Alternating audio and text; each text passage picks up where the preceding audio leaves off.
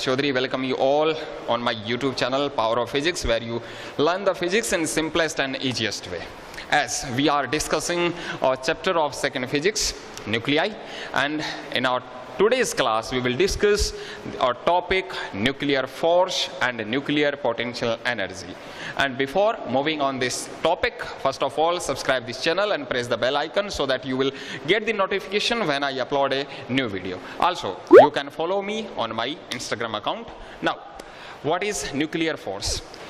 Last class में थोड़ा सा इसके बारे में ब्रीफली मैंने आपको बता दिया था, अब थोड़ा सा उसको डिटेल में समझते हैं।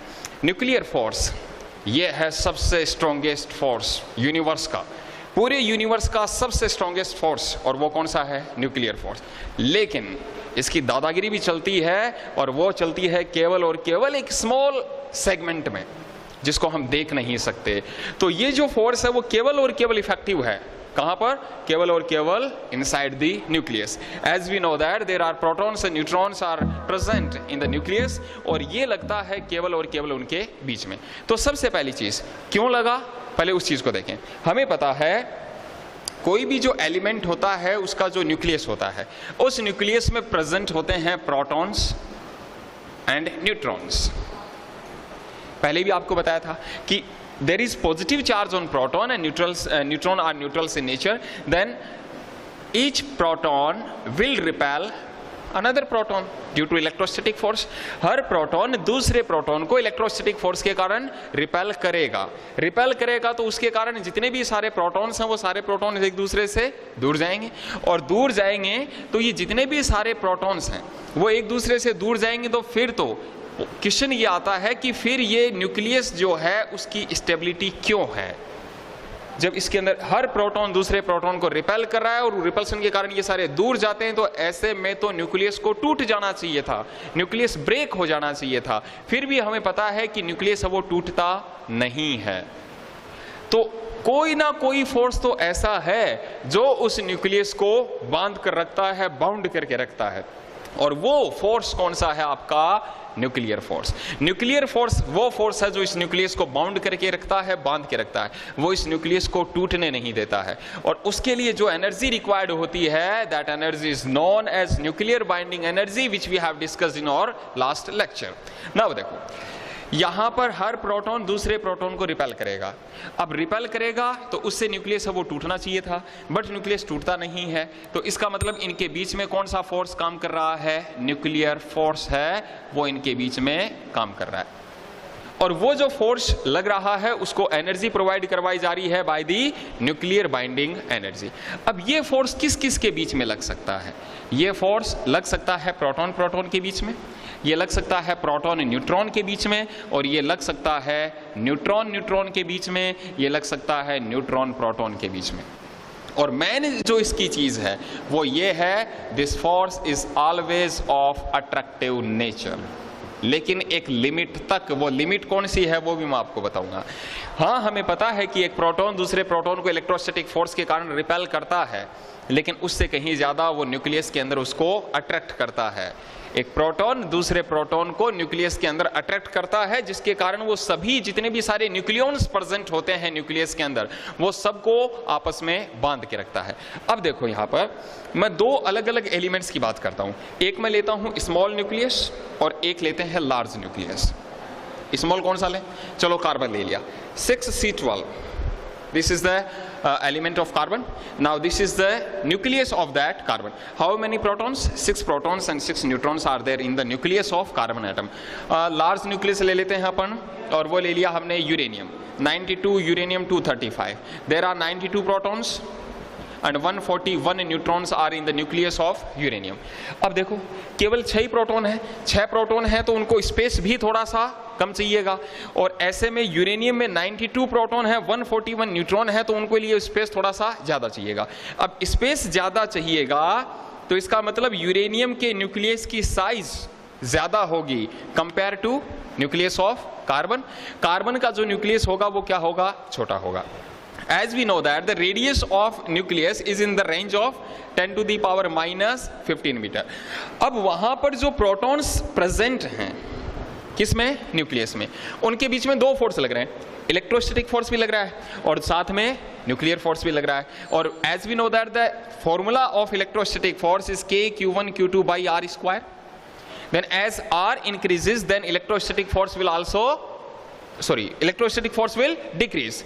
As R increase, then electrostatic force will decrease. Now, अब यहां पर देखें हम, ये जो प्रोटॉन है, ये दोनों जो प्रोटॉन है, इनके बीच में अभी लग रहा है न्यूक्लियर फोर्स। वो कहाँ लग रहा है? उस न्यूक्लियस के अंदर। अगर हम इन दोनों के बीच का डिस्टेंस इंक्रीज करते हैं तो दोनों के बीच का जो डिस्टेंस इंक्रीज होगा तो उससे क्या होगा? जो न्यूक्लियर फोर्स है वो रैपिडली क्या हो जाएगा? डिक्रीज हो जाएगा। As the distance between proton and proton will increase, then जो न्यूक्लियर फोर्स है वो भी क्या हो जाएगा? डिक्रीज हो जाएगा। अब वहां तो न्यूक्लियस छोटा सा है, न्यूक्लियस छोटा है तो उसके अंदर जो प्रोटॉन है उन प्रोटॉन्स के बीच की जो डिस्टेंस है वो कम है, तो वहां न्यूक्लियर फोर्स है वो क्या लग रहा है? ज्यादा।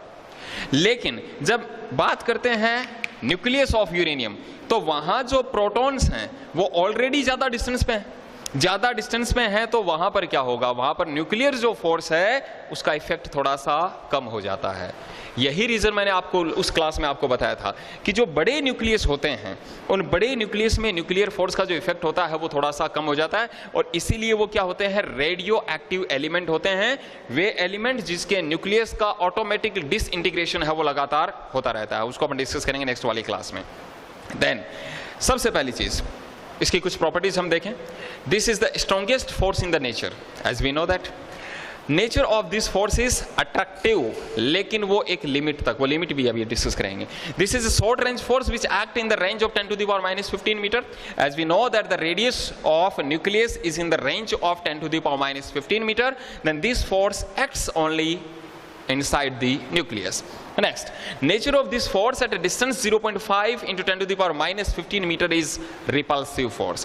As we know that there are two protons. If two protons are separated by a distance of 10 to the power minus 15 meter, if two protons are separated by a distance 10 to the power minus 15 meter, it means there will be nuclear force between both these protons and it will be of attractive nature. If I decrease the distance between both protons, if I decrease the distance of both protons, let it is 0.5 into 10 to the power minus 15 meter, then the force, nature of this force will be of repulsive nature. It means दो protons के बीच में attractive type का nuclear force तभी काम में आएगा या तभी लगेगा जब उनके बीच की distance 10 to the power minus 15 metre की रेंज की होगी। अगर आप उन दोनों के बीच की डिस्टेंस को और ज्यादा कम करने का प्रयास करोगे तो फिर उनके बीच लगने वाला न्यूक्लियर फोर्स कौन से नेचर का हो जाएगा? रिपल्सिव नेचर का। तो कहने का मतलब स्ट्रॉन्गेस्ट फोर्स है, हम मानते हैं, लेकिन वो भी कहाँ है? केवल और केवल न्यूक्लियस के अंदर है। न्यूक्लियस के बाहर आते ही इसका इफेक्ट खत्म। न्यूक्लियस के बाहर आते ही इलेक्ट्रोस्टैटिक फोर्स का इफेक्ट इंक्रीज होने लगता है, इसका इफेक्ट है वो धीरे धीरे डिक्रीज होने लगता है। दूसरी चीज, अगर डिस्टेंस बढ़ा रहे हैं तो भी इफेक्ट कम हो रहा है, अगर आप डिस्टेंस डिक्रीज करोगे तो अपना नेचर चेंज कर लेगा, फिर वो अट्रैक्टिव नेचर से कौन से नेचर में आ जाएगा? रिपल्सिव नेचर में आ जाएगा। नेक्स्ट देखो, nuclear force does not depend on the charge. मैंने आपको बताया ना अभी, प्रोटॉन प्रोटॉन के बीच में, प्रोटॉन न्यूट्रॉन के बीच में, न्यूट्रॉन प्रोटॉन के बीच में, इस मीन्स चार्ज पे डिपेंड नहीं करता। तो फिर लगता क्यों है? लगता क्यों है? साइंटिस्ट थे एक युकावा, और उन साइंटिस्ट ने बताया कि न्यूक्लियर फोर्स जो लगता है वो लगता है due to exchange of pi meson particles between nucleons. इनके कारण लगता है साहब। किसके कारण लगता है? युकावा ने बताया कि जो न्यूक्लियर फोर्स लगता है प्रोटॉन न्यूट्रॉन्स के बीच में, वो लगता है किसके कारण? Due to exchange of pi meson particles. There are three types of pi meson particles. These are pi plus meson particle, pi meson particles, and neutral. ये pi positive, pi negative, and neutral. Neutral pi meson particles. तो अगर different nature के हैं जैसे proton neutron and neutron proton, तो वो तो किसके कारण लगेगा, पॉजिटिव और नेगेटिव पाई मैसन पार्टिकल्स के बीच में, कि वो जो न्यूक्लियॉन्स होते हैं, प्रोटॉन्स होते हैं, न्यूट्रॉन होते हैं, उनके बीच में पाई मैसन पार्टिकल्स का क्या होता है, एक्सचेंज होता है, उसके कारण लगता है न्यूक्लियर फोर्स। और अगर सेम नेचर के हैं, प्रोटॉन प्रोटॉन के बीच nuclear force and neutron neutron के बीच न्यूक्लियर फोर्स, वो लगता है due to same, proton proton के बीच में न्यूट्रॉन न्यूट्रॉन, वो लगता है due to neutral pi meson particles according to Yukawa.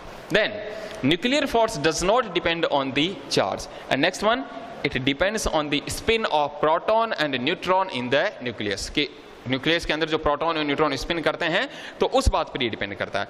इसके बाद अब अपना बात करें, एक कर्व ड्रॉ करें अपन, किस किस के बीच में, if I draw the curve between